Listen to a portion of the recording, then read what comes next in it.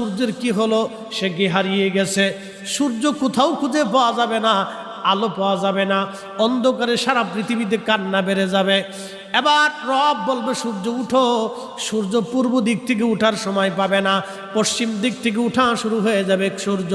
আল্লাহর নবী বললেন তওবার দরজা বন্ধ হয়ে যাবে, আর ওই সময় দক্ষিণ দিক থেকে একটা বাতাস আসবে। সমস্ত ঈমানদার সেই দিন মারা যাবে, কোনো ঈমানদার আর থাকবে না। আল্লাহকে আল্লাহ বলে ডাক দেওয়ার মতো কেউ থাকবে না। আল্লাহ ইসরাফিলকে বলবে, ইসরাফিল সিংহায় ফুঁক দাও। আল্লাহর এই ফেরেশতা সিংহা হাতে নিয়ে মুখের কাছে নিয়ে আল্লাহর আরশে মুআল্লার দিকে তাকায় থাকে।